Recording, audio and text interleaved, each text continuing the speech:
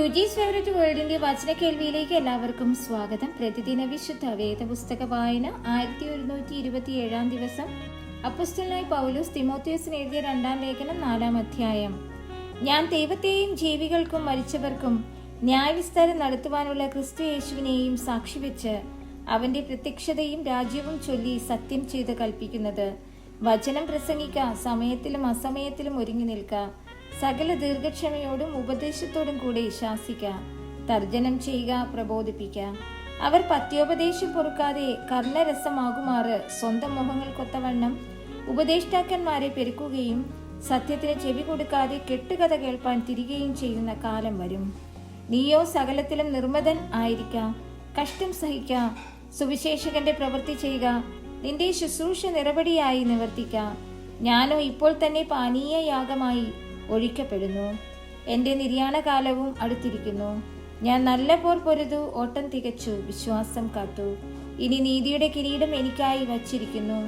അത് നീതിയുള്ള ന്യായാധിപതിയായ കർത്താവ് ആ ദിവസത്തിൽ എനിക്ക് നൽകും. എനിക്ക് മാത്രമല്ല, അവന്റെ പ്രത്യക്ഷതയിൽ പ്രിയം വെച്ച ഏവർക്കും കൂടെ. വേഗത്തിൽ എൻ്റെ അടുക്കൽ വരുവാൻ ഉത്സാഹിക്ക. ദേമാസ് ഈ ലോകത്തെ സ്നേഹിച്ചിട്ട് എന്നെ വിട്ട് തെസലോനിക്കയിലേക്ക് പോയി. ക്രേസ്കീസ് ഗലാത്യയ്ക്കും തീത്തോസ് ദൽമാത്യയ്ക്കും പോയി.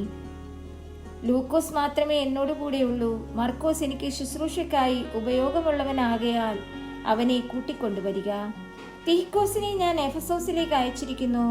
ഞാൻ ത്രോവാസിൽ കർപ്പോസിന്റെ പക്കൽ വെച്ചേച്ചു പോന്ന പുതപ്പും പുസ്തകങ്ങളും വിശേഷാൽ ചർമ്മലിഖിതങ്ങളും നീ വരുമ്പോൾ കൊണ്ടുവരിക. ചെമ്പുപണിക്കാരൻ അലക്സാണ്ടർ എനിക്ക് വളരെ ദോഷം ചെയ്തു. അവന്റെ പ്രവൃത്തികൾക്ക് തക്കവണ്ണം കർത്താവ് അവന് പകരം ചെയ്യും.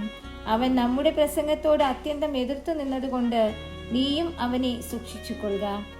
എൻ്റെ 1-ാം പ്രതിവാദത്തിൽ ആരും എനിക്ക് തുണ നിന്നില്ല. എല്ലാവരും എന്നെ കൈവിട്ടു. അത് അവർക്ക് കണക്കിടാതിരിക്കട്ടെ. കർത്താവോ എനിക്ക് തുണ നിന്നു. പ്രസംഗം എന്നെ കൊണ്ട് നിവർത്തിപ്പാനും സകല ജാതികളും കേൾപ്പാനും എന്നെ ശക്തീകരിച്ചു. അങ്ങനെ ഞാൻ സിംഹത്തിന്റെ വായിൽ നിന്ന് രക്ഷ പ്രാപിച്ചു. കർത്താവ് എന്നെ സകല ദുഷ്പ്രവൃത്തിയിൽ നിന്നും വിടുവിച്ചു. തന്റെ സ്വർഗീയ രാജ്യത്തിനായി രക്ഷിക്കും. അവന് എന്നേക്കും മഹത്വം. ആമേൻ. പ്രിസ്കിക്കും അക്കിലാവിനും ഒനേസിഫോരസിന്റെ കുടുംബത്തിനും വന്ദനം ചൊല്ലുക. എരസ്തോസ് കൊരിന്തിൽ താമസിച്ചു.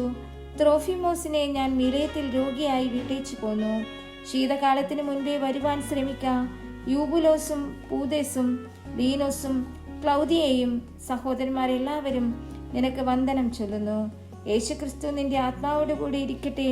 കൃപ നിങ്ങളോട് കൂടെ ഇരിക്കുമാറാകട്ടെ.